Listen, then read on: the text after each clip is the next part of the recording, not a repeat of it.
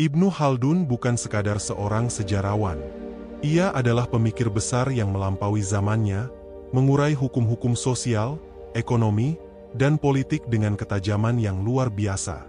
Ia menyadari bahwa sejarah bukan hanya rangkaian peristiwa, melainkan hasil dari pola-pola yang berulang dalam dinamika manusia dan peradaban.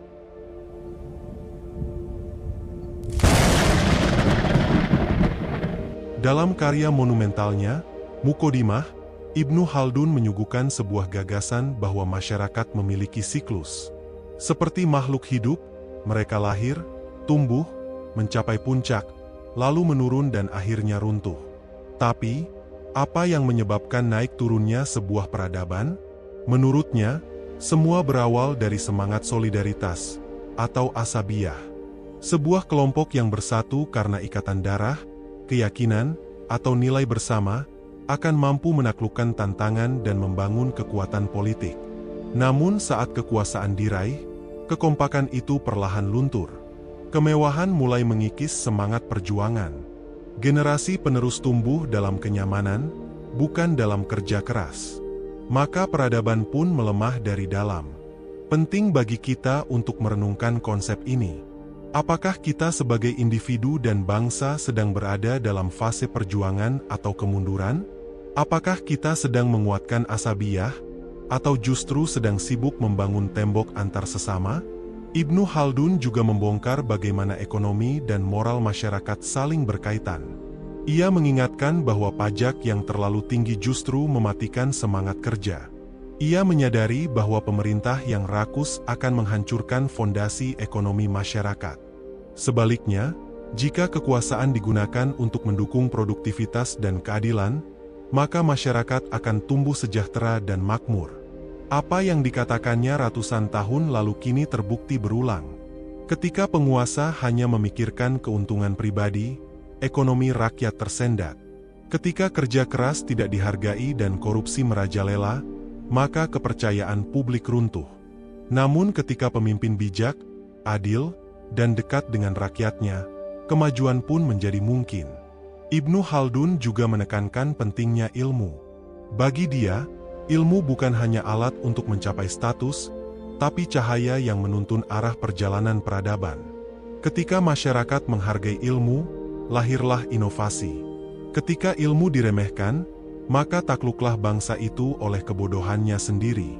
Ia melihat sejarah sebagai laboratorium sosial. Kita bisa mengamati masa lalu untuk memahami masa kini dan merancang masa depan. Inilah letak kekuatan Ibnu Khaldun. Ia tidak hanya mencatat, tetapi menganalisis, mencerminkan, dan memandu. Salah satu pelajaran terbesar dari Ibnu Khaldun adalah pentingnya kerja keras dalam membangun tatanan yang stabil. Ia tidak percaya pada keajaiban instan. Menurutnya, setiap kemajuan membutuhkan proses panjang, disiplin, dan kesungguhan. Kemunduran pun tidak datang seketika. Ia hadir perlahan, melalui kemalasan, kerakusan, dan pengabaian terhadap prinsip. Dalam konteks pribadi, pelajaran ini sangat relevan. Ketika seseorang berada dalam fase perjuangan, ia harus sadar bahwa kerja keras hari ini adalah fondasi kemakmuran esok. Namun saat kesuksesan mulai menghampiri, seseorang harus tetap mawas diri, agar kenyamanan tidak menjadi jalan menuju kemerosotan. Ibnu Khaldun juga menggambarkan bagaimana budaya dapat menjadi alat pembangun atau penghancur. Ia mengkritik peniruan buta terhadap budaya luar tanpa memahami nilai yang mendasarinya. Dalam pandangannya, masyarakat yang hanya meniru tanpa mengakar akan kehilangan identitas. Maka penting bagi kita untuk memelihara nilai luhur sambil membuka diri terhadap perubahan. Ia juga berbicara tentang keadilan sebagai pilar utama peradaban. Ketika keadilan dijunjung tinggi, masyarakat akan mempercayai sistem. Tapi saat keadilan dikorbankan demi kekuasaan, maka rakyat akan mulai kehilangan harapan. Maka, dalam setiap lini kehidupan, baik dalam keluarga, pekerjaan, maupun negara, keadilan harus menjadi napas utama. Poin penting lain dari pemikiran Ibnu Khaldun adalah bagaimana kekayaan harus dikelola. Ia menentang gaya hidup mewah yang hanya menunjukkan kesombongan. Kekayaan, menurutnya, harus digunakan untuk membangun, bukan untuk membusungkan dada. Sebab kemewahan yang tidak disertai kesadaran akan mengundang kehancuran. Kita juga bisa belajar darinya tentang pentingnya memperkuat fondasi masyarakat dari bawah. Ibnu Khaldun menyadari bahwa kekuatan sejati tidak berasal dari elit, tapi dari rakyat biasa yang hidup dengan semangat kerja dan solidaritas. Maka, pembangunan sejati harus dimulai dari pendidikan, ekonomi kecil, dan nilai-nilai yang ditanamkan di dalam rumah. Ia menekankan pentingnya akhlak dalam kehidupan sosial. Tanpa akhlak, ilmu menjadi alat penindasan. Tanpa akhlak, kekuasaan menjadi tirani. Maka, akhlak bukan pelengkap, tapi fondasi dari peradaban. Dan pendidikan akhlak adalah tugas bersama, bukan hanya orang tua, bukan hanya guru, tapi seluruh lapisan masyarakat. Ibnu Khaldun pun menekankan pentingnya keseimbangan antara materi dan spiritual. Masyarakat yang hanya mengejar dunia akan cepat lelah dan kosong. Tapi masyarakat yang menyelaraskan antara usaha dunia dan nilai-nilai ruhaniah akan lebih kuat dalam menghadapi badai zaman. Ia juga menyentuh soal pentingnya sejarah. Bukan sekadar hafalan tahun dan tokoh, tetapi pemahaman mendalam atas sebab akibat sosial. Ia mengkritik penulisan sejarah yang hanya glorifikasi. Ia ingin agar sejarah menjadi cermin, bukan sekadar panggung pertunjukan. Di tengah dunia yang cepat berubah seperti sekarang, pemikiran Ibnu Khaldun kembali relevan. Ia mengingatkan kita untuk tidak terjebak pada ilusi kemajuan semu. Ia mengajak kita untuk kembali pada akar. Kerja keras, solidaritas, ilmu, keadilan, dan akhlak. Bagi para pemimpin, Ibnu Khaldun adalah peringatan. Kekuasaan bukanlah hak mutlak, tapi amanah yang akan diuji oleh waktu. Bagi rakyat, ia adalah pengingat bahwa kekuatan sejati lahir dari persatuan dan keuletan. Kita hidup di zaman di mana ilmu dan informasi berlimpah, namun nilai dan kearifan sering terabaikan. Ibnu Khaldun hadir sebagai jembatan antara ilmu dan hikmah, antara masa lalu dan masa depan, antara teori dan realitas. Ia bukan hanya untuk dibaca, tapi untuk dihidupkan. Mari kita bertanya pada diri sendiri, apakah kita sedang membangun peradaban atau sedang membiarkannya runtuh perlahan? Apakah kita sudah belajar dari sejarah, atau hanya mengulang kesalahan masa lalu dengan nama dan gaya yang berbeda? Pemikiran Ibnu Khaldun bukan hanya untuk para akademisi. Ia untuk siapa saja yang peduli pada masa depan. Bagi seorang pelajar, ia adalah inspirasi untuk memahami dunia lebih dalam. Bagi orang tua, ia adalah panduan membentuk generasi. Bagi pemimpin, ia adalah cermin pengingat. Dan bagi seluruh umat manusia, ia adalah warisan peradaban yang tak lekang oleh waktu. Jadi, mari kita bangun masa depan dengan kesadaran akan nilai-nilai yang telah diwariskan oleh tokoh besar ini. Mari kita jadikan solidaritas, keadilan, dan ilmu sebagai fondasi kehidupan kita. Dan mari kita terus belajar dari sejarah, dari realita, dan dari pemikiran para tokoh seperti Ibnu Khaldun. Karena sejatinya, perubahan besar selalu dimulai dari kesadaran kecil. Dan dari kesadaran itulah, peradaban bisa bangkit kembali. Ibnu Khaldun juga mengajarkan kepada kita bahwa kemajuan tidak selalu bersifat linier. Ada kalanya sebuah masyarakat maju dalam teknologi tapi mundur dalam moral. Ada kalanya ekonomi tumbuh, tetapi kesenjangan makin lebar. Maka ukuran keberhasilan sebuah bangsa, menurutnya, bukan hanya dari kekayaan materi, tetapi dari seberapa adil dan beradabnya masyarakat itu hidup. Ia memperingatkan bahaya dari kebiasaan menggantungkan diri kepada negara atau penguasa. Ketika masyarakat terlalu bergantung pada bantuan, mereka kehilangan daya juang. Inilah yang disebutnya sebagai kebusukan dalam kemapanan. Generasi yang besar dalam bantuan tidak akan sekuat generasi yang ditempa oleh tantangan. Maka pendidikan karakter menjadi sangat penting.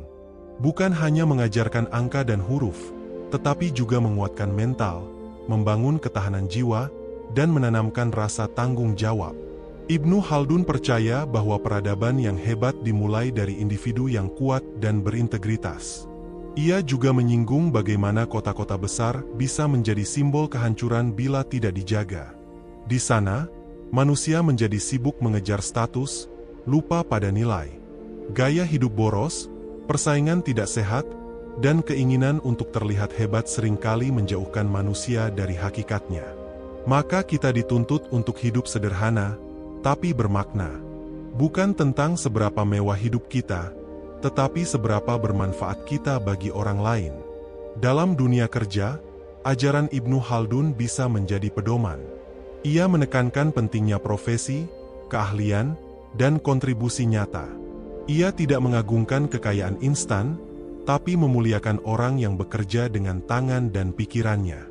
Ia menilai bahwa penghasilan yang baik harus didapatkan dengan cara yang baik. Maka integritas menjadi nilai utama dalam setiap pekerjaan. Dalam konteks sosial, Ibnu Khaldun mengingatkan agar kita tidak terjebak dalam konflik internal. Ia menunjukkan bagaimana banyak bangsa runtuh bukan karena musuh dari luar, tetapi karena pertikaian di dalam. Fitnah, iri hati, dan perebutan kuasa yang tidak sehat menjadi racun yang menghancurkan dari dalam. Maka rekonsiliasi, musyawarah, dan kebesaran hati menjadi kunci keberlangsungan sosial.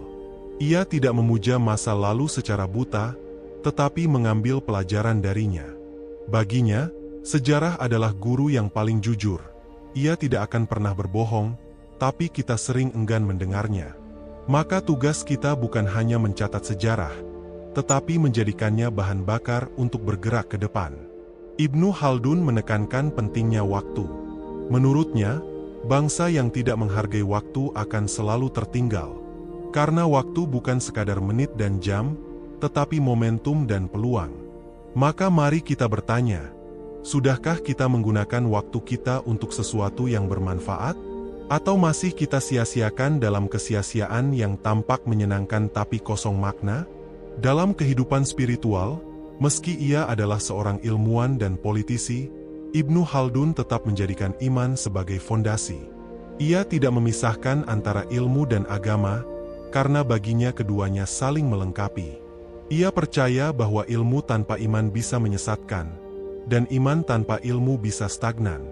Maka keseimbangan antara akal dan hati menjadi fondasi yang harus dibangun sejak dini. Ia juga menunjukkan bahwa perubahan sosial tidak akan terjadi jika hanya menunggu dari atas. Masyarakat bawah memiliki kekuatan untuk memperbaiki keadaan jika mereka bersatu dalam visi dan kerja nyata. Maka jangan remehkan suara rakyat, jangan remehkan kekuatan komunitas kecil yang bergerak dengan semangat yang besar. Dalam ekonomi, ia menyentuh satu hal yang sangat penting, distribusi kekayaan. Ia tidak anti terhadap kekayaan, tapi ia kritis terhadap penumpukan harta oleh segelintir orang. Ketika kekayaan hanya berputar di kelompok elit, maka roda ekonomi berhenti. Tapi saat kekayaan mengalir ke berbagai lapisan, maka akan tumbuh kekuatan kolektif.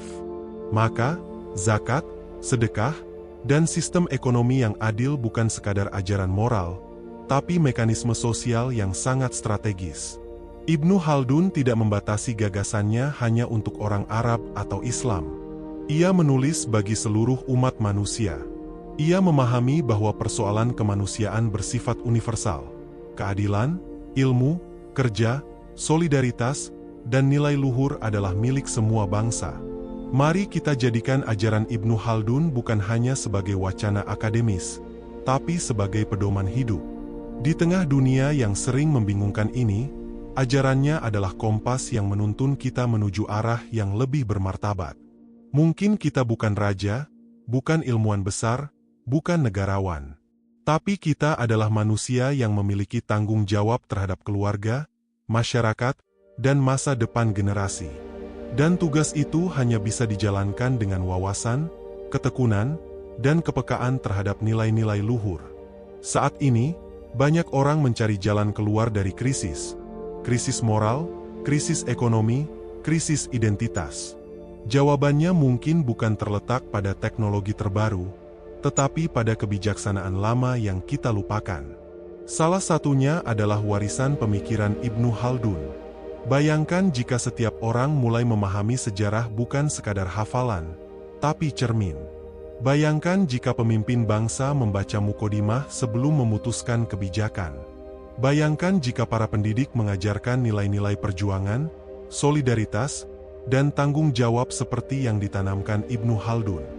Dunia akan lebih sehat, lebih adil, dan lebih maju, bukan hanya secara teknologi, tapi secara kemanusiaan. Kini, mari kita tutup sejenak layar kita, dan buka hati serta pikiran kita. Lihat ke dalam diri. Apakah kita sudah menjadi bagian dari solusi? Ataukah masih menjadi bagian dari siklus kejatuhan yang diam-diam berlangsung? Karena perubahan besar tak harus dimulai dari atas. Ia bisa dimulai dari kita. Dari sebuah kesadaran. Dari sebuah tekad untuk hidup lebih bermakna. Dari keputusan untuk tidak lagi lalai terhadap sejarah, terhadap ilmu, dan terhadap nilai-nilai yang membentuk peradaban. Dan Ibnu Khaldun telah menunjukkan jalan itu. Sekarang giliran kita untuk melanjutkannya. Ibnu Khaldun juga berbicara tentang pentingnya institusi. Dalam pandangannya, lembaga pendidikan, peradilan, ekonomi, dan pemerintahan bukan sekadar bangunan atau formalitas hukum. Ia melihat institusi sebagai wadah nilai, dan jika nilai itu hilang, maka institusi hanya menjadi topeng dari kekacauan yang tersembunyi. Ia memberi contoh bagaimana pendidikan bisa gagal bukan karena kurikulumnya salah, tetapi karena hilangnya keteladanan dari para pendidik. Seorang guru yang tidak hidup dalam nilai keilmuan dan akhlak akan kehilangan wibawa, meskipun ia mengajarkan materi yang benar. Maka transformasi sejati tidak terjadi di papan tulis, tapi di hati dan sikap. Salah satu hal yang sering dilupakan dalam masyarakat adalah pentingnya mencintai kerja. Ibnu Khaldun menganggap kerja sebagai bentuk ibadah. Ia mengkritik sikap malas, karena kemalasan adalah awal dari kehancuran pribadi dan bangsa. Masyarakat yang kuat bukan yang banyak bicara, tapi yang banyak berkarya. Maka siapapun kita, pengusaha, petani, guru, pedagang, selama kita jujur dan bersungguh-sungguh, maka kita adalah tulang punggung peradaban. Ia juga menyinggung bagaimana gaya hidup mewah bisa menjadi awal dari kehancuran moral. Kemewahan yang tidak diiringi dengan tanggung jawab akan memunculkan generasi yang rapuh. Anak-anak yang dibesarkan dalam kemudahan, tapi tidak dilatih untuk bertanggung jawab, akan sulit memikul beban masa depan. Maka, kesuksesan bukan hanya tentang memberi fasilitas, tetapi menanamkan karakter. Ibnu Khaldun juga membahas peran perempuan dalam masyarakat. Ia hidup di zaman yang belum banyak memberi tempat untuk suara perempuan, tapi ia menyadari bahwa peradaban tidak bisa dibangun tanpa kehadiran dan kontribusi perempuan. Ia menyadari bahwa di balik setiap generasi hebat, ada ibu yang menanamkan nilai, dan ada perempuan yang turut serta dalam membangun komunitas. Dalam bidang politik, Ibnu Khaldun bukan hanya mengkritik penguasa, tapi juga memberi solusi. Ia tahu bahwa kekuasaan bisa merusak, tetapi juga bisa menjadi alat kebaikan jika dipegang oleh orang yang tepat. Ia percaya bahwa pemimpin sejati bukan yang mengejar tahta, tapi yang dipilih karena kelayakan moral, kecerdasan, dan keberanian mengambil keputusan. Dan yang paling penting, ia harus mampu menahan godaan untuk memperkaya diri sendiri. Ibnu Khaldun mengajak kita semua untuk sadar akan siklus sejarah. Bahwa hari ini kita mungkin berada di atas, tapi roda bisa berputar kapan saja. Maka satu-satunya cara untuk bertahan adalah dengan menjaga integritas.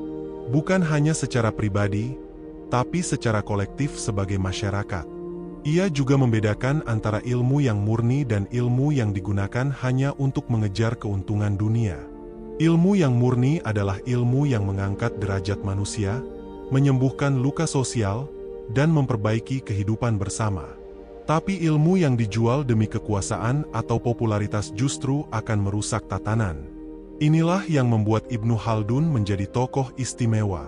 Ia tidak membatasi dirinya hanya sebagai pengamat, tapi juga sebagai pembelajar seumur hidup. Ia pernah jatuh. Ia pernah terasing. Ia pernah kehilangan kekuasaan. Tapi semua itu tidak membuatnya pahit. Justru dari luka itu lahir pemahaman mendalam tentang manusia dan sejarah. Dan disinilah kita belajar satu hal penting, bahwa penderitaan bukanlah akhir. Ia bisa menjadi sumber kebijaksanaan. Asalkan kita tidak menyerah. Asalkan kita mau merenung dan belajar darinya. Ibnu Khaldun menulis Muqaddimah bukan dari ruang menara gading, tapi dari pengalaman panjang sebagai pejabat, guru, diplomat, dan manusia biasa yang menyaksikan berbagai pasang surut kehidupan. Ia menulis bukan untuk menggurui, tapi untuk menyelamatkan peradaban dari kebutaan terhadap akar masalahnya sendiri. Kita pun hari ini hidup dalam zaman yang penuh tantangan. Informasi berlimpah, tapi kebijaksanaan menipis. Teknologi berkembang pesat, tapi manusia sering kehilangan arah.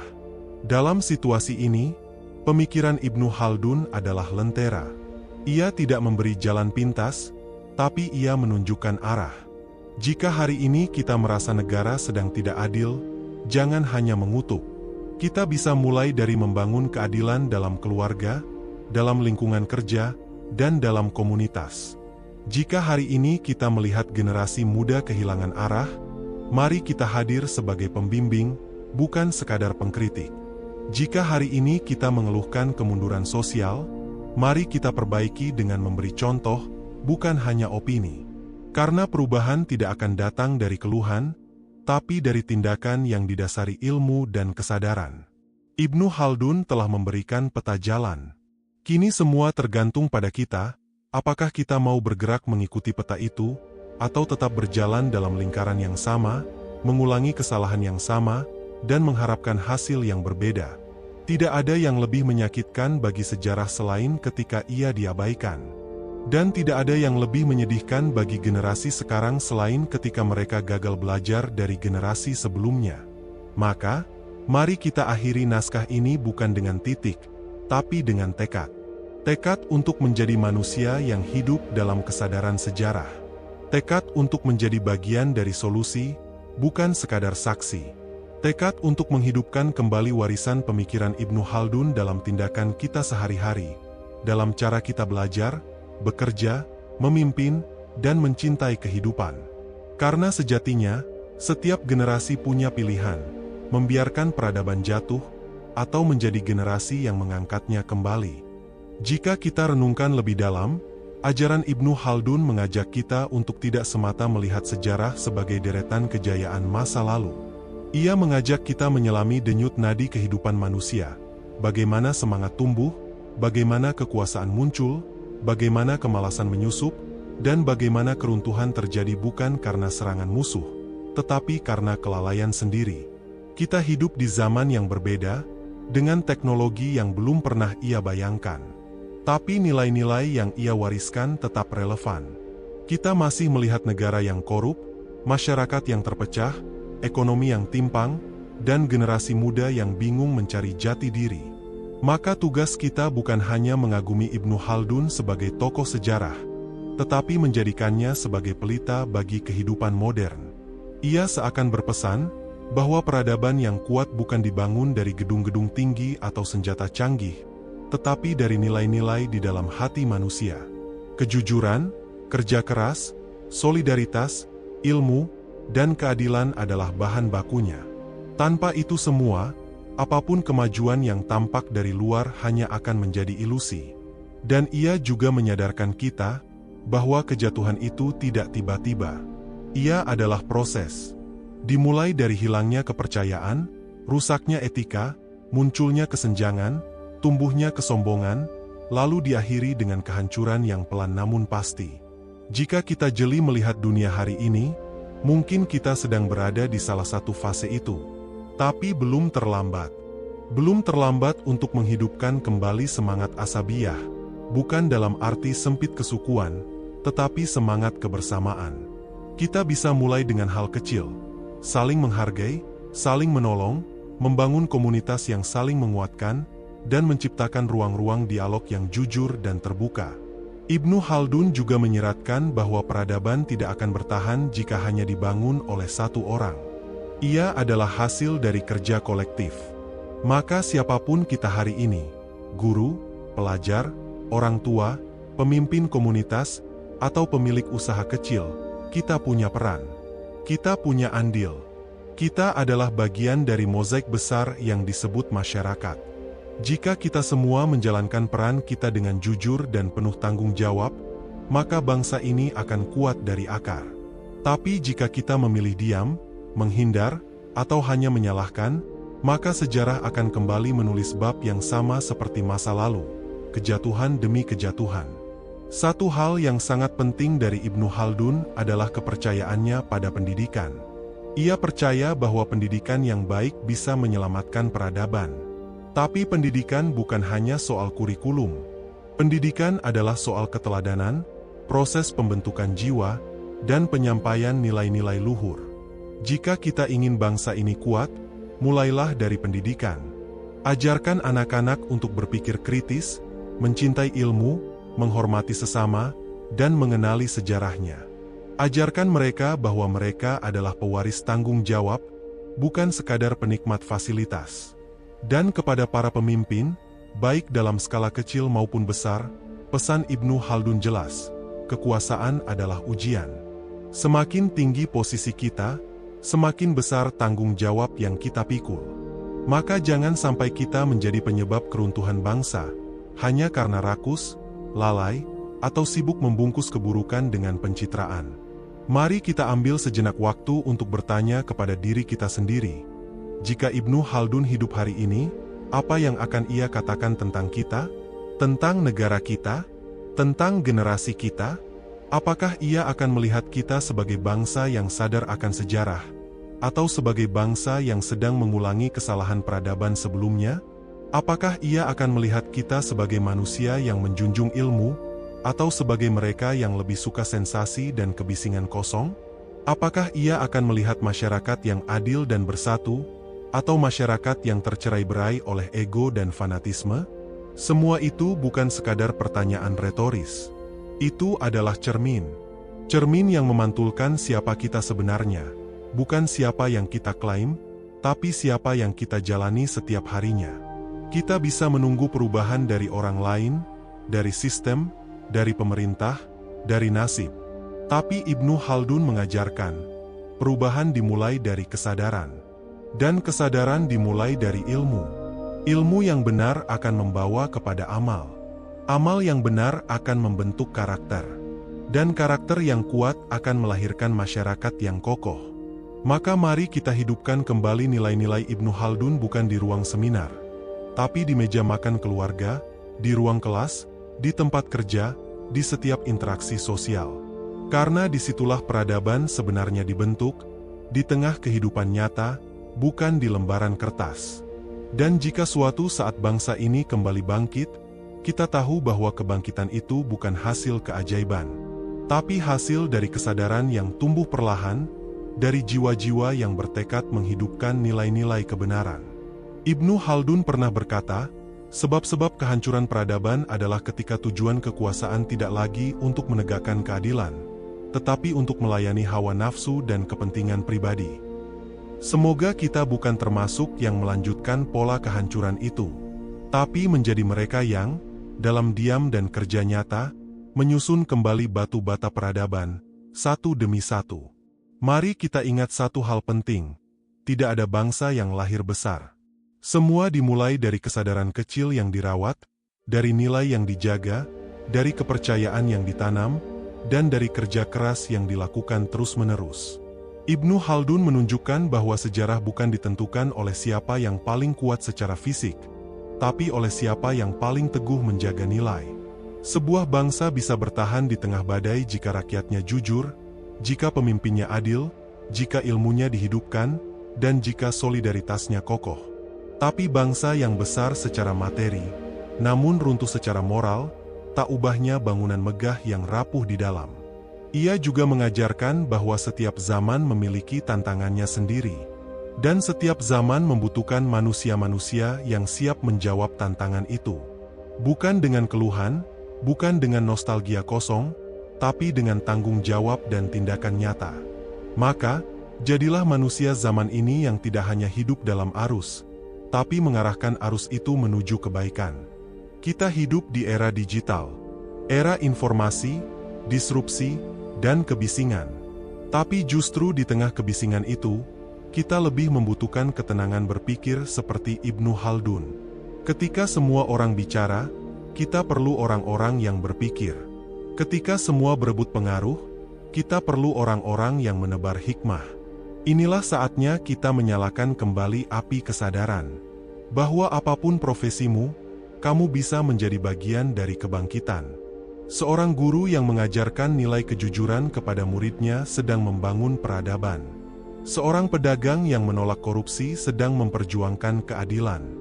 Seorang pemuda yang memilih belajar daripada bermalas-malasan sedang mengubah masa depan. Jangan remehkan langkah kecil. Karena dalam pandangan sejarah, perubahan besar selalu diawali dari niat yang tulus dan langkah yang konsisten. Dan Ibnu Khaldun telah membuktikan itu dengan karyanya. Muqaddimah yang ia tulis dalam keterasingan dan kesepian, hari ini dibaca jutaan orang, menjadi sumber inspirasi lintas generasi. Apa yang ia tulis bukan untuk disimpan di rak-rak perpustakaan, tapi untuk menghidupkan nurani, membangun kesadaran, dan memandu arah hidup manusia. Kita tidak harus menjadi Ibnu Khaldun untuk mengubah dunia, tapi kita bisa menjadi manusia yang belajar darinya, dan meneruskan semangatnya dalam kehidupan sehari-hari. Ingatlah, peradaban bukanlah soal seberapa besar kekuatan militermu, seberapa tinggi gedung-gedungmu, atau seberapa cepat teknologi yang kamu punya. Tapi peradaban adalah tentang seberapa manusiawi manusia di dalamnya. Apakah kita saling menghormati? Apakah kita menjunjung keadilan? Apakah kita menghargai ilmu?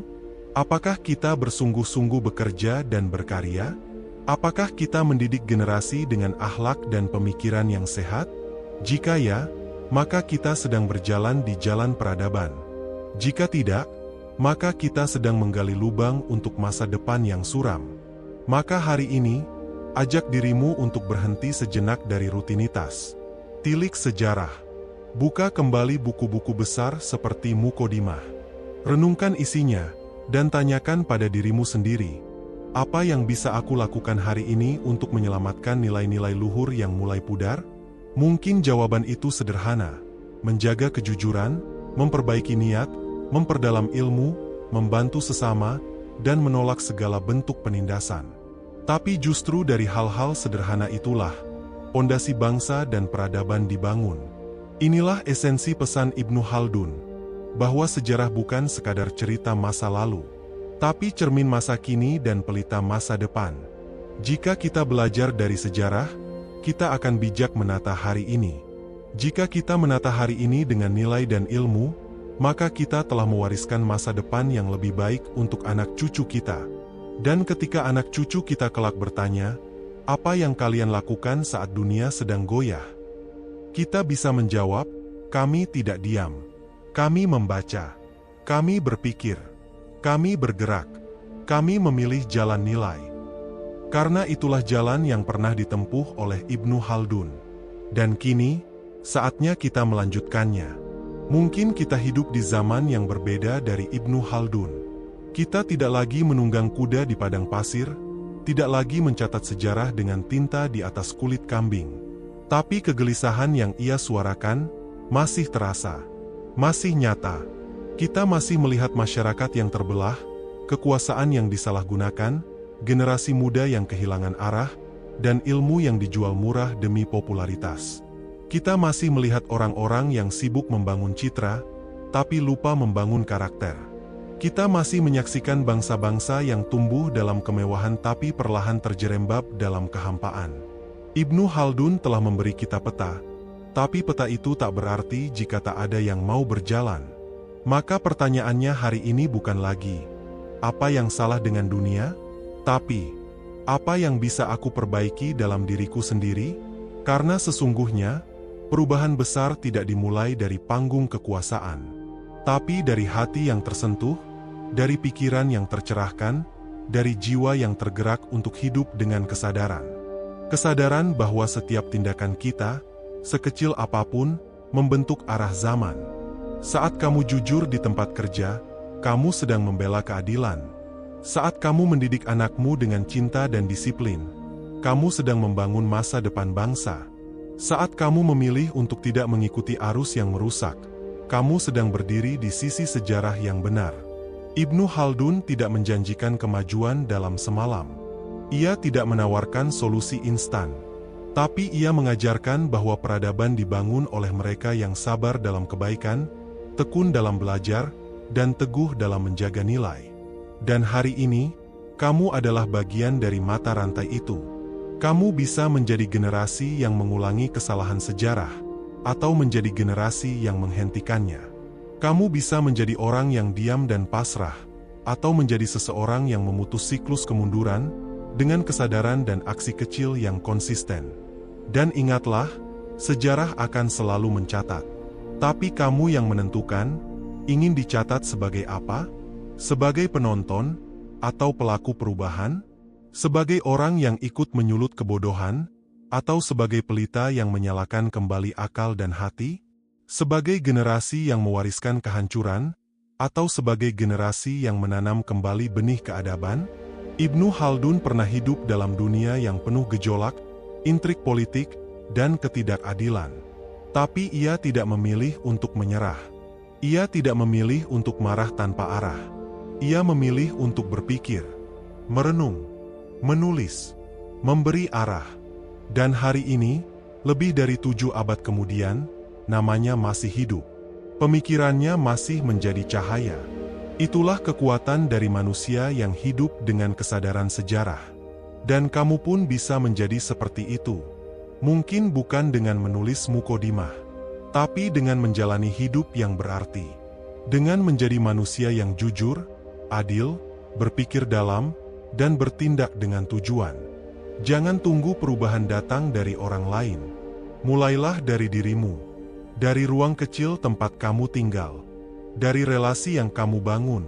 Dari pekerjaan yang kamu lakukan. Dari ilmu yang kamu cari, dari nilai yang kamu jaga. Karena semua perubahan besar selalu dimulai dari satu titik kesadaran dalam hati manusia. Dan jika kita semua mau menyalakan kesadaran itu, maka dunia ini bisa berubah. Bukan besok, tapi hari ini. Maka, sebelum video ini berakhir, izinkan aku bertanya satu hal terakhir padamu. Apakah kamu akan membiarkan sejarah mengulang luka yang sama? Ataukah kamu akan menjadi bagian dari mereka yang memperbaiki arah zaman? Pilihan itu ada padamu. Ibnu Khaldun menempatkan satu kata sebagai pusat dari seluruh pemikiran sosiologisnya, asabiyah. Dalam istilah modern, kita mungkin menyebutnya sebagai solidaritas sosial, semangat kebersamaan, atau kekuatan kolektif. Tapi bagi Ibnu Khaldun, asabiyah bukan hanya istilah sosiologis. Ia adalah denyut nadi sebuah peradaban. Dalam mukodimah, Ibnu Khaldun menggambarkan bahwa setiap peradaban besar lahir dari kelompok yang kuat dalam asabiyah. Kelompok ini biasanya berasal dari masyarakat sederhana, kabilah di padang pasir, komunitas petani, suku-suku yang hidup dalam kekurangan namun saling mengandalkan. Karena hidup mereka keras, mereka tumbuh dengan disiplin, keberanian, dan semangat saling melindungi. Asabiyah lahir dari kebutuhan untuk bertahan. Ia tumbuh dalam rasa senasib sepenanggungan. Bukan karena cinta sempit kepada kelompok, tapi karena kesadaran bahwa tanpa kebersamaan, tak ada yang bisa bertahan menghadapi tantangan zaman. Dari asabiyah itulah kekuatan muncul. Mereka mulai membangun struktur sosial, ekonomi, bahkan politik. Dari kelompok kecil menjadi bangsa. Dari bangsa menjadi peradaban. Tapi disinilah tragedi dimulai. Ketika peradaban telah mapan, ketika kemewahan mulai merayap, dan kenyamanan menjadi candu, asabiyah perlahan memudar. Orang-orang mulai hidup sendiri-sendiri. Kepentingan pribadi mengalahkan kepentingan bersama. Mereka yang dulu berjuang bersama kini saling menjatuhkan. Kuat bukan lagi karena kebersamaan, tapi karena harta, kekuasaan, atau status. Ibnu Khaldun menunjukkan bahwa asabiyah memiliki siklus. Ia naik di awal kemunculan suatu kekuatan. Ia mencapai puncak ketika solidaritas berada pada titik tertinggi. Dan ia runtuh ketika egoisme menguasai. Dan pada saat itu, peradaban pun mulai menua dan perlahan membusuk dari dalam. Lihatlah sejarah. Romawi, Persia, Dinasti Umayyah, Abbasiyah, bahkan peradaban barat modern. Semuanya mengalami siklus yang sama. Lahir dari perjuangan kolektif, kuat karena nilai kebersamaan, dan hancur karena kemewahan dan keterpecahan. Hari ini, kita bisa bertanya, bagaimana dengan masyarakat kita? Apakah kita masih punya asabiyah? Apakah kita masih merasa satu tubuh dengan sesama warga bangsa? Apakah kita masih peduli pada tetangga kita? Atau justru kita mulai hidup dalam benteng ego, sibuk dengan diri sendiri, saling curiga, saling menjelekkan di media sosial, dan membiarkan kepentingan pribadi merusak yang kolektif? Asabiyah tidak tumbuh dari slogan. Ia lahir dari interaksi sehari-hari, dari kejujuran dalam bermuamalah, dari kebiasaan tolong-menolong, dari semangat gotong royong, dari keberanian untuk saling mengingatkan dalam kebaikan. Ia hadir dalam hati orang-orang yang siap berkorban, bukan dalam pidato kosong para elit. Dan menariknya, Ibnu Khaldun juga memperingatkan, ketika asabiyah telah lenyap dari dalam suatu masyarakat, maka satu-satunya cara agar bangsa itu bertahan adalah dengan meminjam kekuatan dari luar, entah melalui penjajah, penguasa asing, atau kekuatan ekonomi global. Tapi itu hanya memperpanjang napas, bukan menyembuhkan luka. Masyarakat yang kehilangan asabiyah akan tampak kuat dari luar, tapi keropos di dalam. Seperti pohon tua yang daunnya hijau tapi batangnya lapuk. Ia bisa roboh kapan saja. Maka tugas kita hari ini bukan hanya mengagumi konsep asabiyah, tapi menghidupkannya. Di rumah, di sekolah, di kantor, di komunitas, dalam kehidupan nyata. Bagaimana? Dengan mengubah cara kita memperlakukan orang lain. Dengan berhenti berpikir hanya untuk diri sendiri. Dengan mulai peduli. Dengan memilih kerjasama daripada konflik. Dengan membela kebenaran meskipun berat. Dengan mengulurkan tangan kepada mereka yang tertindas. Dengan menjadi bagian dari solusi, bukan penyebar kebencian. Karena pada akhirnya, asabiyah bukan hanya tentang bersatu dalam darah atau suku, tapi bersatu dalam nilai, dalam cita-cita, dalam harapan akan kehidupan yang lebih adil dan manusiawi. Ibnu Khaldun ingin kita paham bahwa peradaban tidak bisa berdiri di atas pundak orang-orang yang egois. Ia hanya bisa tumbuh jika manusia rela berdiri bersama.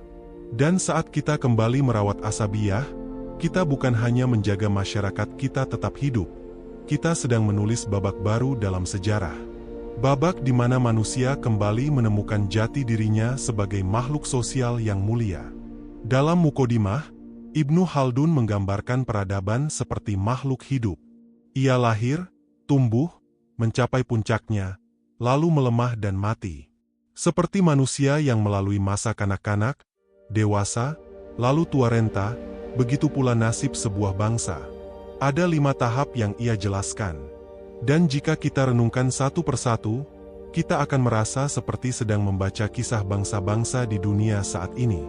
Bahkan mungkin kisah bangsa kita sendiri. Tahap pertama, masa lahir dan penaklukan. Sebuah bangsa lahir dari kondisi yang keras. Kelompok kecil, hidup di alam liar, menghadapi tantangan alam, penjajahan, atau ketidakadilan.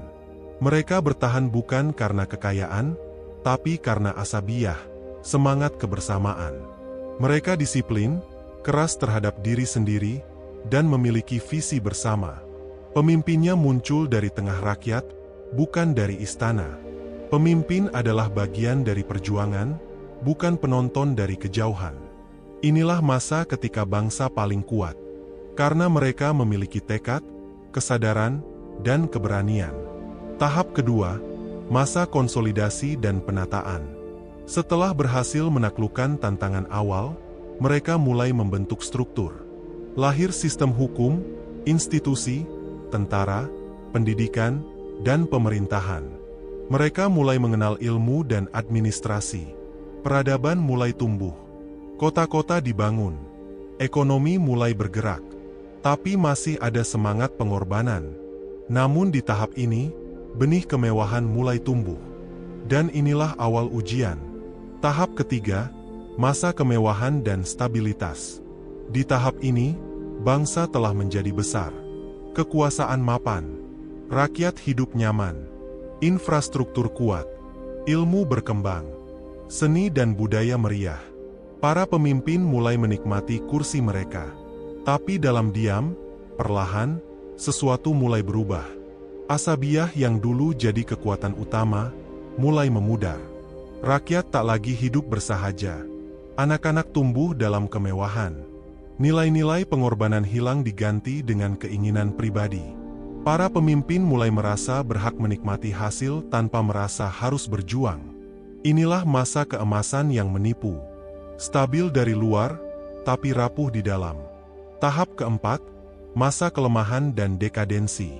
Kemewahan berubah menjadi kemerosotan. Ilmu tidak lagi dihargai kecuali untuk gelar. Hukum mulai diperjualbelikan. Uang menjadi alat membeli pengaruh. Anak-anak muda kehilangan semangat. Kesenjangan sosial tumbuh. Pajak dinaikkan untuk menutupi pemborosan negara. Rakyat mulai kehilangan kepercayaan. Pemimpin hidup jauh dari rakyat. Mereka sibuk mempertahankan kuasa dengan propaganda, bukan dengan kerja nyata. Yang kuat menghisap yang lemah. Yang benar dibungkam. Yang berilmu disingkirkan. Dan di titik ini, peradaban sedang menua. Tua bukan dalam usia, tapi dalam semangat. Jiwa bangsanya sakit. Bangsa ini bisa saja masih memiliki senjata, teknologi, dan diplomasi. Tapi tanpa jiwa, itu semua hanya bangkai yang dibungkus indah. Tahap kelima, masa kejatuhan. Tahap ini adalah akhir. Ketika negara kehilangan daya juang. Ketika masyarakat tak lagi peduli.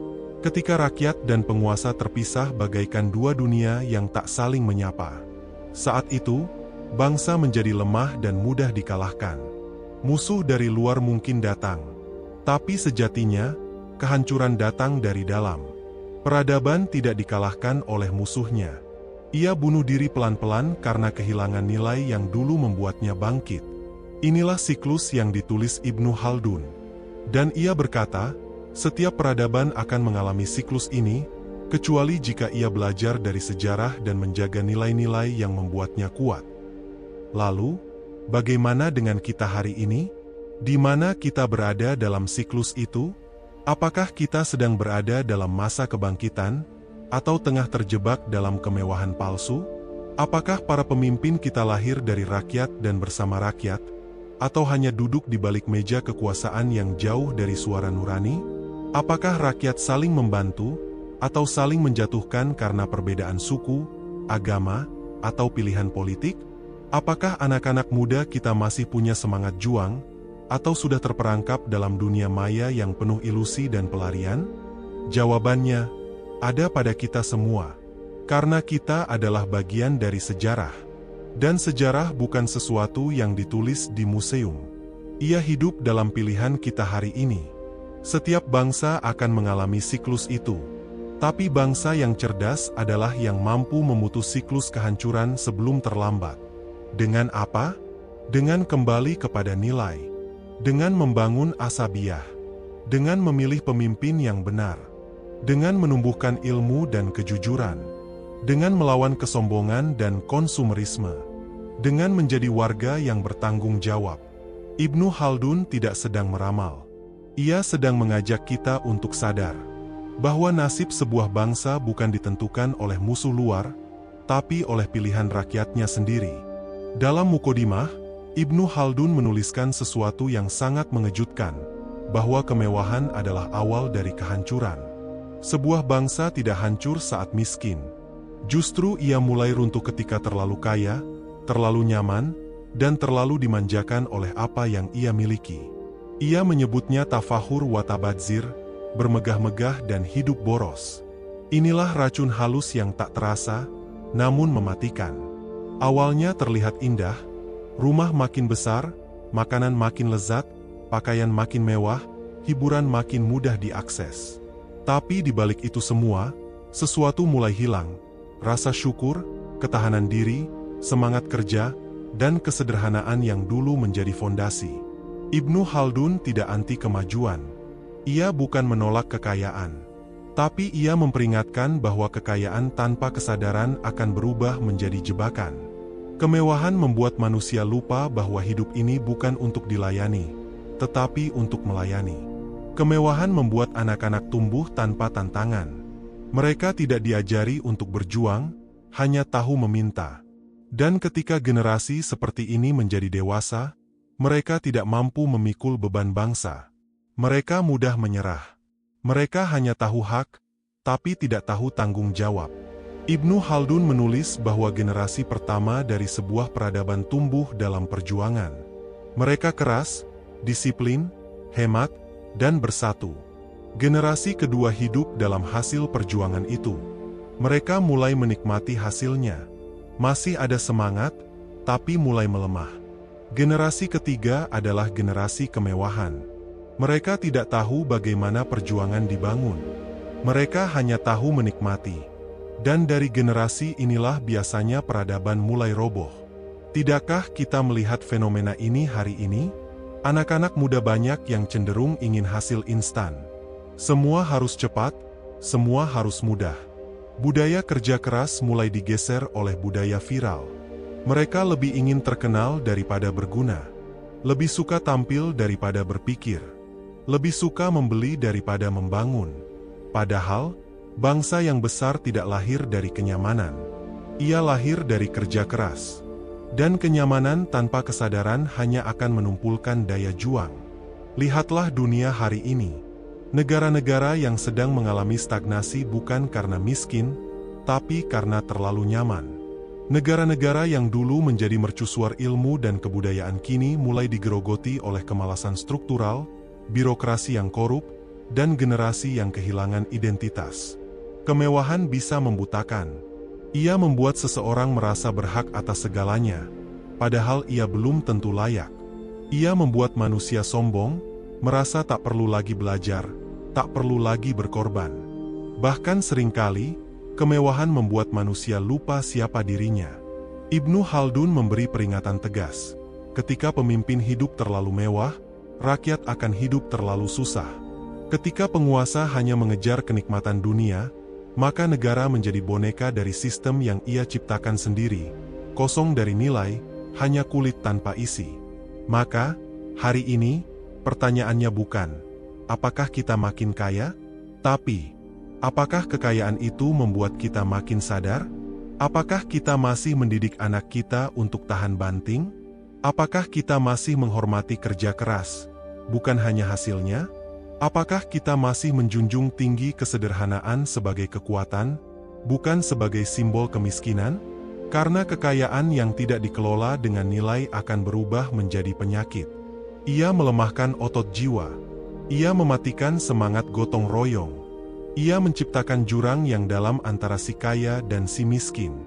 Dan dari situlah benih kehancuran tumbuh. Ibnu Khaldun mengajak kita untuk menyeimbangkan antara kenikmatan dan kesadaran. Hidup boleh maju, teknologi boleh berkembang, ekonomi boleh tumbuh, tapi jangan sampai nilai-nilai yang membuat kita kuat justru dikorbankan. Kekayaan sejati adalah saat kita bisa memiliki tanpa diperbudak. Saat kita bisa menikmati tanpa lupa siapa yang memberi. Saat kita bisa memberi tanpa mengungkit. Saat kita bisa hidup berkecukupan tanpa melupakan mereka yang kekurangan. Itulah yang membedakan peradaban yang mulia dengan peradaban yang hanya megah.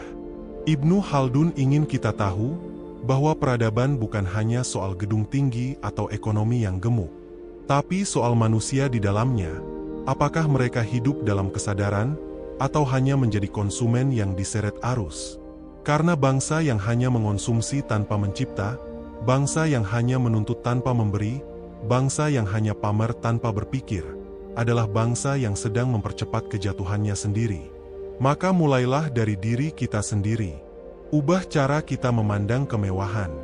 Jadikan ia alat untuk kebaikan, bukan tujuan utama. Tanamkan nilai pada anak-anak kita. Hidupkan kembali budaya kerja keras, kejujuran, dan tanggung jawab. Karena itulah modal sejati sebuah bangsa. Dan ketika kita kembali ke nilai itu, kita bukan hanya menyelamatkan diri sendiri, tapi juga sedang membangun peradaban baru, yang lebih kuat, lebih bijak, dan lebih manusiawi. Dalam pandangan Ibnu Khaldun, Kekuasaan adalah ujian terbesar yang diberikan kepada manusia. Di tangannya ada kesempatan untuk membangun, tapi juga ada bahaya untuk menghancurkan. Seorang pemimpin ibarat pusat gravitasi dari seluruh struktur peradaban. Jika ia lurus, masyarakat akan tertata. Tapi jika ia bengkok, seluruh tatanan akan ikut goyah. Ibnu Khaldun menyatakan dengan tegas bahwa kekuasaan sejati bukanlah kekuasaan atas orang lain, tetapi kekuasaan atas diri sendiri. Pemimpin yang sejati bukan yang memerintah dengan suara tinggi, tetapi yang memimpin dengan contoh. Ia tidak hanya tahu cara mengatur rakyatnya, tapi tahu cara menjaga dirinya agar tidak terseret oleh godaan kekuasaan. Bagi Ibnu Khaldun, kekuasaan yang baik tumbuh dari asabiyah, dari kepercayaan rakyat kepada pemimpin, dari pengorbanan pemimpin kepada rakyat.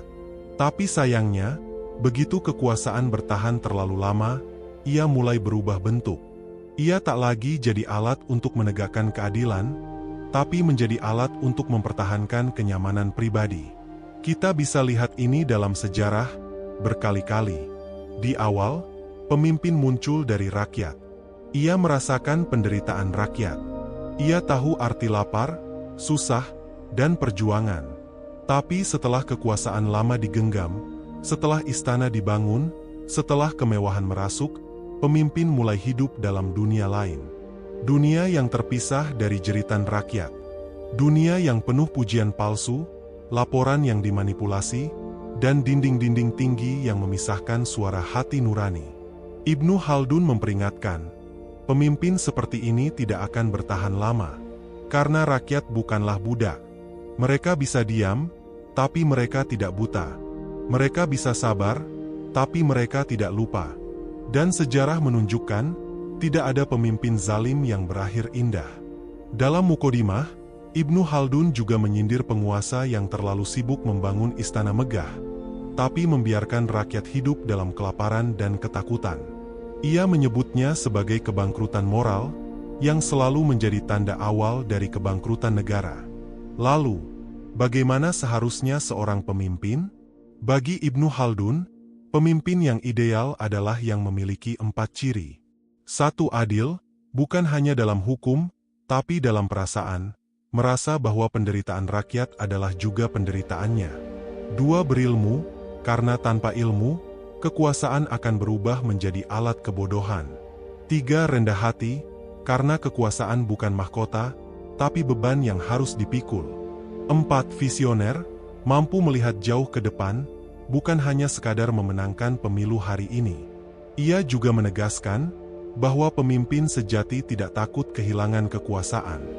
Yang ia takutkan adalah kehilangan kepercayaan rakyat. Karena bagi pemimpin seperti ini, kekuasaan bukan tujuan, melainkan sarana. Dan ketika rakyat tidak lagi percaya, maka tidak ada lagi kekuasaan sejati yang tersisa. Disinilah refleksi besar harus kita lakukan. Apakah kita masih memilih pemimpin karena nilai, atau hanya karena nama? Apakah kita mendukung pemimpin yang bijak, atau hanya yang pintar bersandiwara? Apakah kita ikut membela yang benar, atau justru membenarkan yang kita bela? Ibnu Khaldun menantang kita untuk tidak menjadi penonton pasif. Karena ketika rakyat diam terhadap kezaliman, itu sama dengan membiarkan sejarah mengulangi babak kelamnya. Dan ketika kekuasaan tidak dikoreksi, ia akan menjadi tirani.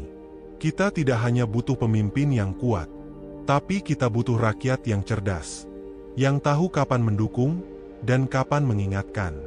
Karena pada akhirnya, kekuasaan yang tidak diawasi akan menyimpang, dan bangsa yang tidak kritis akan tersesat.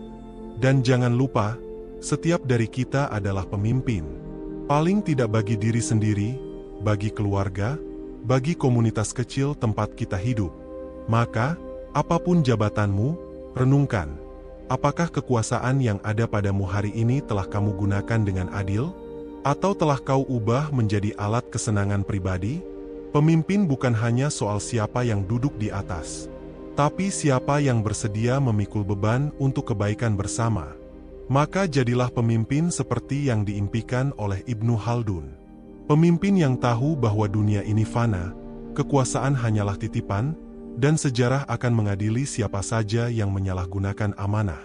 Dan jika kita semua, dari pemimpin tertinggi hingga rakyat biasa, saling menjaga peran dan tanggung jawab kita, maka bangsa ini akan terus kokoh.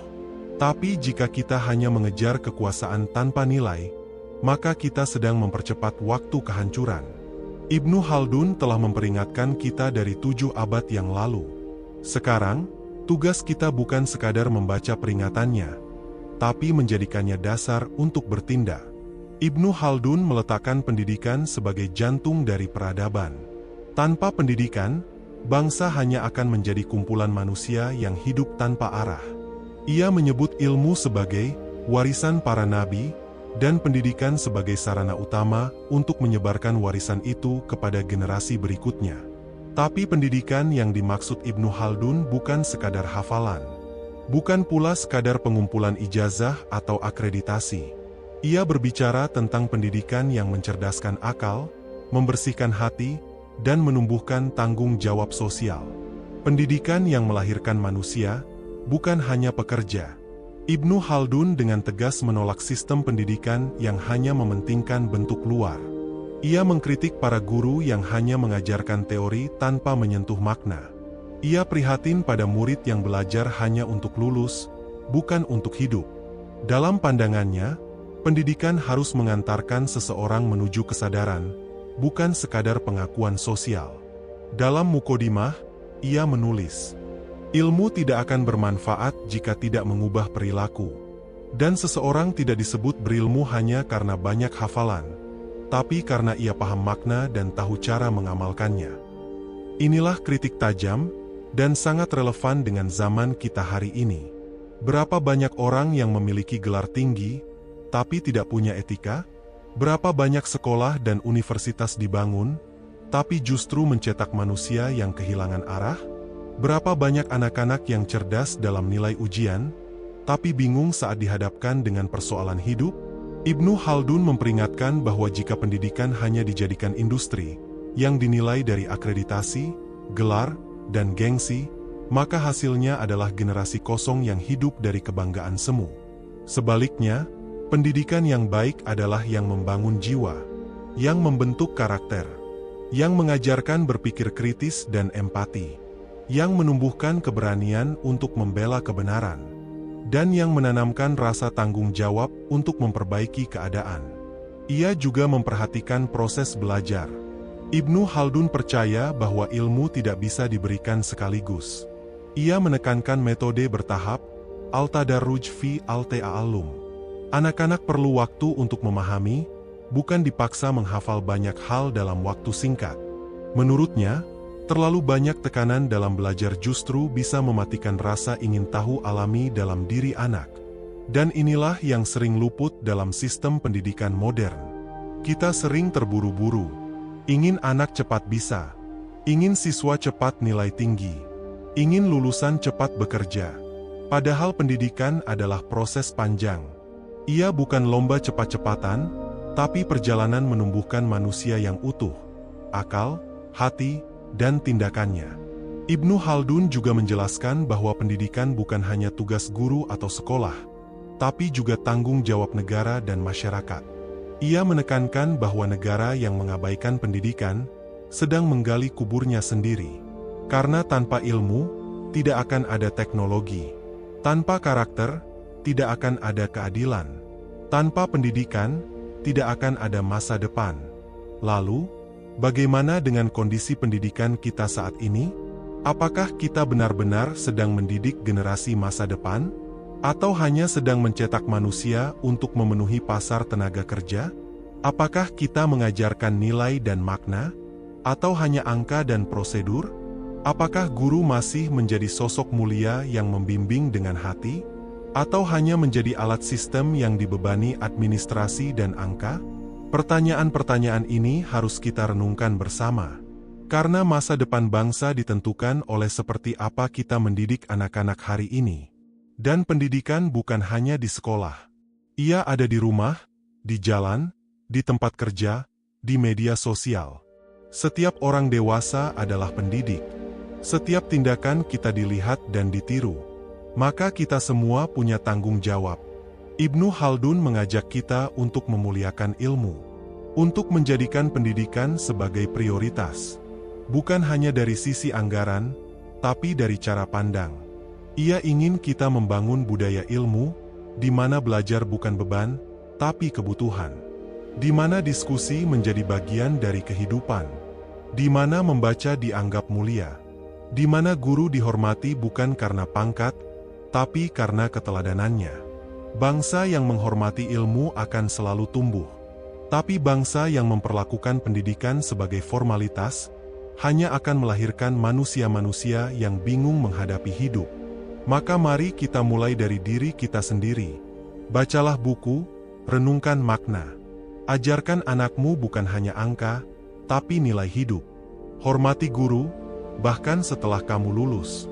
Dan jika kamu menjadi guru, jadilah pembimbing, bukan sekadar pengajar. Karena pada akhirnya, seperti kata Ibnu Khaldun, kemajuan peradaban hanya bisa dicapai jika pendidikan menjadi fondasi utama. Dan pendidikan yang benar akan melahirkan manusia yang tahu tujuan hidupnya, tahu perannya dalam masyarakat, dan tahu tanggung jawabnya di hadapan sejarah. Ibnu Khaldun bukan hanya seorang filsuf dan sejarawan. Ia juga seorang ekonom yang cermat.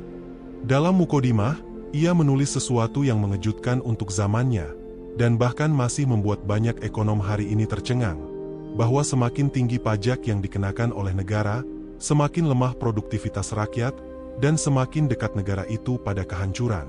Ia menjelaskan bahwa pada awal berdirinya sebuah negara, pajak masih ringan. Pemerintah sadar bahwa rakyat harus diberi ruang untuk tumbuh. Negara bersikap seperti taman yang subur. Ia menyiram, merawat, dan memberi ruang pada rakyat untuk berproduksi, berdagang, dan membangun usaha. Karena itulah, rakyat tumbuh dengan semangat. Mereka bekerja keras, karena tahu hasilnya tidak akan dirampas. Ekonomi tumbuh, perdagangan hidup, negara pun mendapat pemasukan secara alami.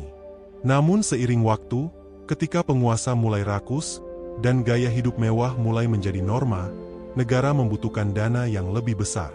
Pajak pun dinaikkan. Pajak tidak lagi sekadar sumber keadilan sosial, tetapi berubah menjadi alat pemerasan terselubung.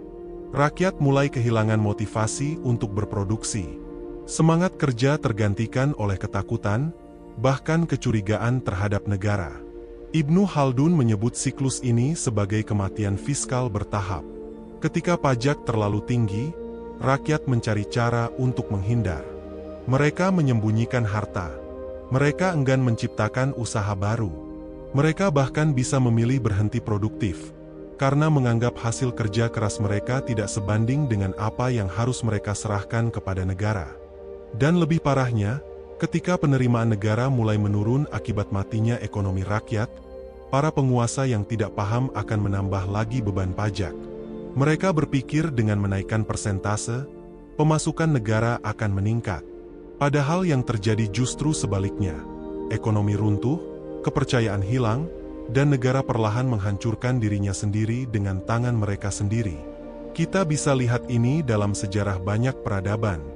Bangsa yang terlalu membebani rakyatnya dengan pajak yang tidak adil akan melihat produktivitas turun, ketidakpuasan meningkat, dan akhirnya konflik sosial meledak.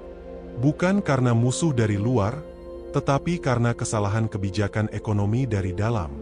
Dan hari ini, kita bisa bertanya dengan jujur, apakah sistem ekonomi kita memberi ruang untuk rakyat tumbuh? Atau justru menindas yang lemah dan menguntungkan yang sudah kuat? Apakah negara hadir sebagai mitra rakyat, atau justru menjadi pesaing dalam mencari keuntungan? Ibnu Khaldun sangat menekankan bahwa fungsi ekonomi negara adalah sebagai penopang kesejahteraan rakyat, bukan sebagai mesin penarik pajak semata. Ia mendorong agar negara memahami bahwa ketika rakyat sejahtera, maka secara alami negara akan ikut kuat. Tapi jika rakyat ditekan, maka negara tidak hanya kehilangan pendapatan, ia kehilangan legitimasi. Lebih dari itu, Ibnu Khaldun juga berbicara tentang pentingnya moral dalam sistem ekonomi. Ia mengecam perdagangan yang penuh kecurangan, sistem pasar yang tidak adil, dan akumulasi kekayaan oleh segelintir elit yang menggunakan kedekatan politik. Menurutnya, keadilan ekonomi bukan hanya soal angka dan neraca. Ia adalah urusan jiwa bangsa. Ketika satu kelompok menindas kelompok lain demi keuntungan, maka yang sedang rusak bukan hanya ekonomi, tapi nilai kemanusiaan. Ekonomi, kata Ibnu Khaldun, seharusnya menjadi ruang kolaborasi, bukan kompetisi brutal. Seharusnya menjadi jalan pembebasan, bukan alat perbudakan gaya baru. Seharusnya menjadi sistem yang memanusiakan, bukan menghisap. Maka pertanyaannya, bagaimana kita memandang ekonomi hari ini? Apakah kita masih memandang uang sebagai alat untuk kebaikan bersama? Atau sudah berubah menjadi tujuan hidup yang membutakan? Apakah para pemimpin melihat APBN sebagai amanah untuk kesejahteraan rakyat? Atau hanya sebagai sumber kekuasaan dan proyek-proyek pribadi? Ibnu Khaldun memberikan kita cermin tajam. Dan kita harus berani melihat pantulan wajah kita di dalamnya. Jika hari ini negara kita masih belum mampu menyejahterakan rakyat, mungkin masalahnya bukan kurang uang, tetapi kurang adil. Jika rakyat kita masih takut membuka usaha, mungkin bukan karena malas, tapi karena sistem yang terlalu memberatkan dan membingungkan. Jika ekonomi hanya menguntungkan segelintir orang, maka yang gagal bukan rakyatnya, tapi sistemnya. Ibnu Khaldun ingin kita kembali pada inti, bahwa kekuatan ekonomi sejati datang dari kepercayaan rakyat. Jika rakyat percaya pada keadilan negara, mereka akan bekerja keras tanpa disuruh. Tapi jika kepercayaan itu hilang, maka semua kebijakan hanya akan menjadi beban yang melukai. Dan jika kita tidak segera memperbaiki sistem, maka seperti kata Ibnu Khaldun, negara itu seperti tubuh manusia, jika satu organnya rusak, maka seluruh tubuh akan menderita. Dalam catatan sejarah dunia, banyak negara besar tampak hancur karena invasi musuh. Babilonia diserbu Persia, Romawi runtuh karena serangan bangsa barbar. Baghdad ditaklukkan Mongol. Tapi bagi Ibnu Khaldun, semua itu hanyalah puncak dari kehancuran yang sebenarnya telah terjadi jauh sebelumnya. Ibnu Khaldun percaya bahwa keruntuhan sejati tidak pernah datang dari luar, melainkan dari dalam. Ketika nilai-nilai suatu bangsa mulai pudar, ketika keadilan menjadi barang langka, ketika pemimpin sibuk menjaga citra ketimbang menjaga amanah, ketika rakyat kehilangan harapan, saat itulah peradaban mulai sekarat. Musuh dari luar hanya datang untuk menyingkap bangkai yang sudah membusuk. Dalam Muqaddimah, ia menulis, sebuah bangsa tidak akan dikalahkan kecuali oleh kelemahannya sendiri. Dan kelemahan itu bermula ketika akhlak penguasa dan rakyat sama-sama membusuk. Kita mungkin membangun tembok yang tinggi, membangun anggaran pertahanan yang besar, bahkan menciptakan aliansi politik internasional. Tapi jika di dalam negeri kita sendiri tidak ada kepercayaan, tidak ada keadilan, tidak ada kesatuan, maka tembok itu hanya ilusi. Ibnu Khaldun menggambarkan kehancuran dari dalam sebagai proses yang sunyi. Ia tidak selalu terlihat. Ia tidak selalu ditandai dengan letusan perang. Tapi ia terasa, dalam korupsi yang sistemik, dalam kebijakan yang merugikan rakyat, dalam lembaga yang kehilangan marwah, dalam rakyat yang memilih diam karena takut atau putus asa.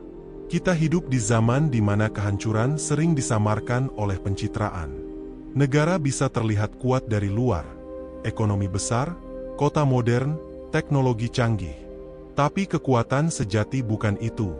Kekuatan sejati adalah keteguhan nilai di tengah kemewahan, keadilan yang hidup di tengah kekuasaan, dan solidaritas yang tumbuh meski berbeda warna kulit atau suara politik. Ibnu Khaldun tidak percaya pada simbol. Ia percaya pada esensi. Bangsa yang kuat bukan bangsa yang penuh bendera dan parade, tapi bangsa yang saling percaya, saling jujur, dan saling menopang. Dan ketika semua itu hilang, maka kehancuran hanya tinggal menunggu waktu. Ia juga mengingatkan bahaya terbesar dalam negara yang menuju kehancuran. Rakyat kehilangan kepercayaan pada institusi. Ketika rakyat merasa suara mereka tidak didengar, hukum hanya berpihak pada yang kuat, dan keadilan menjadi barang mewah, maka tak ada lagi yang bisa menahan gelombang kemarahan. Dan ironisnya, saat itu tiba, elit penguasa seringkali tidak sadar. Mereka hidup dalam dunia yang terisolasi, dikelilingi oleh pujian semu, laporan yang dipoles, dan penasihat yang hanya berkata, "Ya." Mereka merasa semuanya baik-baik saja. Sampai akhirnya semuanya runtuh dalam sekejap. Ibnu Khaldun menulis tentang negara-negara yang tampak megah di akhir hidupnya. Jalan-jalan ramai, istana penuh pesta, tapi seperti pohon tua yang akarnya lapuk, ia roboh dengan satu tiupan angin dari luar. Apakah bangsa kita sedang menuju ke sana? Itu pertanyaan yang menyakitkan, tapi harus kita hadapi. Karena bangsa yang tidak berani bercermin, tidak akan pernah bisa membersihkan wajahnya. Lalu, apa yang bisa kita lakukan? Ibnu Khaldun memberikan jawabannya dengan jelas. 1. Bangun kembali kepercayaan antara rakyat dan penguasa. 2. Jadikan hukum sebagai pelindung yang lemah, bukan perisai bagi yang kuat. 3. Pulihkan nilai-nilai dalam pendidikan, agar generasi muda tidak tumbuh hanya sebagai konsumen, tapi sebagai pembawa perubahan. 4. Perkuat solidaritas sosial agar kita tidak mudah diadu domba. 5. Dan yang terpenting, bangun akhlak di setiap lapisan masyarakat. Karena yang menyelamatkan bangsa bukan hanya sistem, tapi manusia yang menjalankannya. Bangsa yang di dalamnya hidup kejujuran, empati, dan tanggung jawab, akan bertahan dalam badai apapun. Tapi bangsa yang di dalamnya hidup kebohongan, ketidakadilan, dan keegoisan, akan runtuh bahkan tanpa disentuh. Ibnu Khaldun bukan sedang menyalahkan siapa-siapa. Ia sedang mengingatkan kita semua, rakyat, penguasa, guru, ulama, pedagang, orang tua, bahwa kita semua adalah bagian dari tubuh yang sama. Jika satu bagian sakit, yang lain tidak bisa berpura-pura sehat. Dan sejarah telah memberi pelajaran berkali-kali. Tidak ada peradaban yang abadi, kecuali peradaban yang terus memperbarui akhlaknya. Tidak ada negara yang kekal, kecuali negara yang terus merawat keadilan dan kepercayaan rakyatnya. Tidak ada kekuasaan yang aman, kecuali yang dijalankan dengan hati yang bersih. Maka jangan tunggu kehancuran datang. Jangan tunggu negeri ini menjadi sekadar nama dalam buku sejarah. Mari kita mulai dengan yang kecil, dari cara kita bersikap, berbicara, bekerja, dan menjaga nilai. Karena seperti kata Ibnu Khaldun, peradaban bisa runtuh hanya dalam satu generasi. Tapi bisa tumbuh kembali jika ada satu generasi yang berani memikul tanggung jawabnya. Ibnu Khaldun tidak pernah menulis sejarah sebagai deretan tahun. Ia tidak melihat masa lalu sekadar sebagai catatan kejadian. Baginya, sejarah adalah ruh waktu, tempat di mana manusia bisa bercermin. Siapa dirinya, dari mana asalnya, dan kemana arah yang sedang ia tempuh. Ia menulis dalam Muqaddimah. Sejarah, pada hakikatnya, bukan hanya kabar tentang masa lalu. Ia adalah pelajaran bagi akal. Ia adalah cahaya bagi hati. Ia adalah panduan bagi yang ingin selamat. Dalam kalimat ini, tersembunyi satu pesan penting, bahwa setiap bangsa punya kesempatan untuk memilih takdirnya. Waktu memang berjalan maju, tetapi manusia punya kehendak untuk mengarahkan langkahnya. Kita tidak harus jatuh di lubang yang sama. Kita tidak harus mengulang kehancuran yang sama. Kita bisa belajar, kalau kita mau merenung. Tapi disinilah masalahnya. Banyak bangsa jatuh bukan karena tidak tahu sejarah, tapi karena tidak percaya bahwa sejarah akan berulang. Mereka merasa kebal, merasa zaman telah berubah, merasa teknologi dan kemajuan telah membuat mereka berbeda dari masa lalu. Padahal watak dasar manusia tidak banyak berubah. Kekuasaan masih bisa membuat mabuk, harta masih bisa menumpulkan hati, dan kesombongan masih bisa menutup telinga.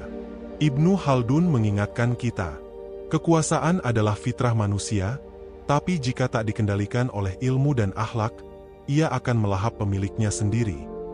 Inilah pentingnya spirit waktu.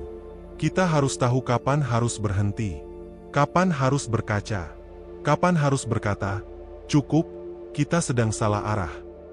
Bangsa yang besar adalah bangsa yang tahu kapan harus berbenah. Berbenah bukan berarti lemah. Justru itu tanda kekuatan batin. Tanda bahwa bangsa itu masih hidup. Karena hanya yang hidup yang bisa merasa sakit dan memperbaiki dirinya. Yang mati, hanya menunggu waktu untuk dibenamkan sejarah. Dan hari ini, kita harus bertanya, apakah kita sedang hidup sebagai bangsa yang sadar waktu?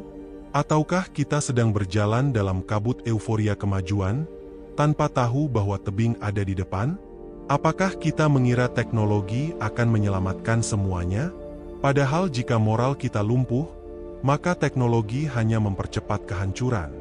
Apakah kita percaya bahwa ekonomi bisa menyelamatkan kita dari krisis moral? Padahal sejarah telah membuktikan, tidak ada gunanya harta berlimpah jika keadilan telah mati. Ibnu Khaldun ingin kita membuka mata, bahwa tiap zaman memiliki ujian. Dan ujian kita hari ini adalah kecepatan. Kita hidup di era serba cepat. Informasi cepat, opini cepat, penghakiman cepat. Tapi karena terlalu cepat, kita kehilangan waktu untuk merenung. Dan tanpa renungan, manusia berubah menjadi mesin. Bangsa berubah menjadi pasar. Pemimpin berubah menjadi manajer. Pendidikan berubah menjadi pabrik gelar. Dan hidup berubah menjadi pertunjukan panjang tanpa arah. Maka spirit waktu yang diajarkan Ibnu Khaldun adalah hidupkan kembali kesadaran sejarah. Bukan nostalgia, bukan sekadar romantisme masa lalu, tapi keberanian untuk menatap hari ini dan bertanya dengan jujur, apakah kita masih berada di jalur yang benar? Jika tidak, kita masih bisa membelokkan arah. Kita masih bisa menanamkan nilai. Kita masih bisa memperbaiki pendidikan. Kita masih bisa menuntut keadilan. Kita masih bisa menumbuhkan solidaritas. Kita masih bisa memilih pemimpin yang jujur. Kita masih bisa, kalau kita mau. Karena waktu bukan musuh. Ia adalah cermin. Dan jika kita cukup rendah hati untuk melihat ke dalamnya, maka waktu akan menunjukkan arah pulang. Arah menuju peradaban yang tidak hanya besar dalam angka, tapi juga mulia dalam hati. Dan Ibnu Khaldun, dari abad ke-14, telah memberi kita petanya. Kini giliran kita, apakah kita bersedia membaca, merenung, dan berjalan sesuai arah itu?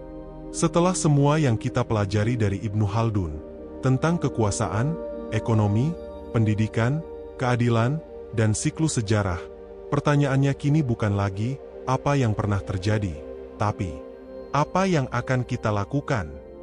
Kita adalah generasi yang hidup di tengah kecanggihan teknologi, kecepatan informasi, dan perubahan sosial yang begitu cepat.